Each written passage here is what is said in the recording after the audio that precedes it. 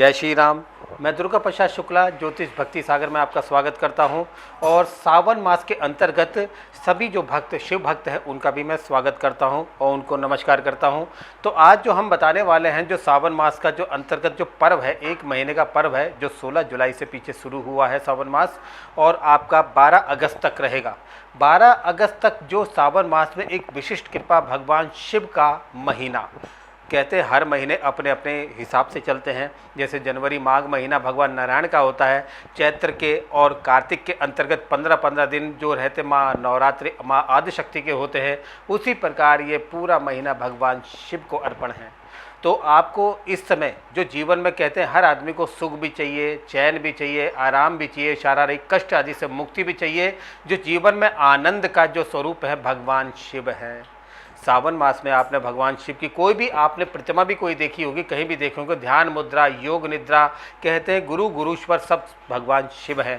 तो आज मैं आपको जो बताने वाला हूं कि यो सावन मास में आप ऐसा क्या करें कि आपकी कुंडली में अगर कोई ग्रहण दोष हो या चांडाल योग हो या विष दोष हो या कालसर्प दोष हो, किसी प्रकार के दोषों से अगर कोई मुक्त कर सकते हैं तो वो केवल भगवान शिव ही है। जो मैं आपको बताने वाला हूँ वो है आपकी कुंडली का दोष।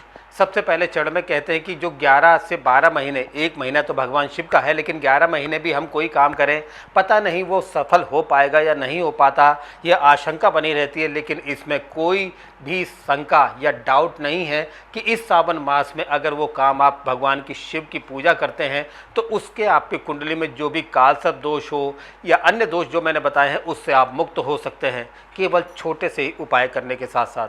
कहते सावन मास में प्रतिदिन भगवान शिव को गंगा जल का अगर कोई रुद्राभिषेक कराता है, रोज नित्य एक गंगा जल, कोई जल ना हो, केवल गंगा जल चाहे थोड़ा ही हो, तो गंगा जल से जो पवित्र कराता है, उनको स्नान कराता है मंत्रों के द्वारा, उसकी कुंडली में वैसे भी कोई दोष ग्रह जो वर्तमान काल की दशा में है उसमें शुभ फल की प्राप्ति हो जाती है। लेकिन अगर जो दोष है उसको समाप्ति के लिए आपको थोड़ा सा उसके साथ साथ कहते हैं मंदिर में आप जाएंगे तो कहते हैं आपकी कुंडली में पितृ दोष, सर्प दोष, काल सर्प दोष, ग्रहण दोष, चांडाल योग, ये ऐसे योग होते हैं कहते हैं कि आदमी ना जीता है ना मरता है, ना तो उसे पूर्ण सुख प्राप्त होता है ना ही पूर्ण दुख प्राप्त होता है, यानी कि कहते कष्ट से मुक्ति भी नहीं मिलती और कष्ट में वो जीवन चलता रहता है। तो आज मैं छोटे से उपाय में आपको बता रहा हूँ कि वैसे भी आप शिव मंदिर प्रतिदिन जाते ही हैं, उसके साथ साथ आप विशेष भगवान शिव को दूध में काले तिल मिलाकर रुद्राभिषेक करें। रुद्राभिषेक करने के बाद से जब काले तिल का जो होता है वो उनको तो स्वतः प्राप्त होता है लेकिन पितरों को भी स्वतः ही प्राप्त होता है। लेकिन यहाँ पितर आपके कोई ऐसे जो सर्प बने हों, सर्प योनि ही ग्रहण दोष आपकी कुंडली का दोष होती है और जो सर्प होते हैं वही राहु केतु के द्वारा आपका सर्प और काल सर्प दोष बनता है। तो उसकी मुक्ति के उपाय के लिए ये सर्वश्रेष्ठ महीना माना जाता है। वैसे भी 12 ज्योतिर्लिंगों में विशेष पूजा इस सावन मास में ही होती है। इस सावन मास जो होता है भगवान शिव के 12 ज्योतिर्लिंगों की विशिष्ट पूजा चलती है। और विशिष्ट पूजा क्यों चलती है कि इसी समय पे आप जो कर सकते हो आपको इसी महीने में उसका फल प्राप्त होगा। तो आज छोटा सा उपाय मैं बताने जा रहा हूँ, उसे भी आप विशेष करें।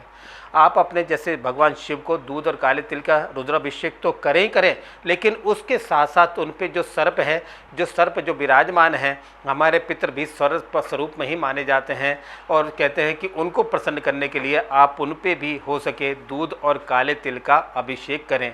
उसके साथ साथ ओम सर्पेभ्यो नमः इस मंत्र का जाप करें और मन में ये प्रार्थना करें कि हमारे पितृ कोई प्रेत योनि या सर्प योनि में पड़े हों वो मुक्त हों, और भोलेनाथ से प्रार्थना करके हे भोलेनाथ हमारे पितरों को आप मुक्त करें। कहते हैं कि भगवान शिव जो प्रेत बाधा, उनके जो गण सर्प और प्रेत इत्यादि हैं, आपके पितृ कोई अगर प्रेत भी होंगे तो भी वो मुक्त हो जाएंगे और कोई सर्प होंगे तो वो भी मुक्त हो जाएंगे।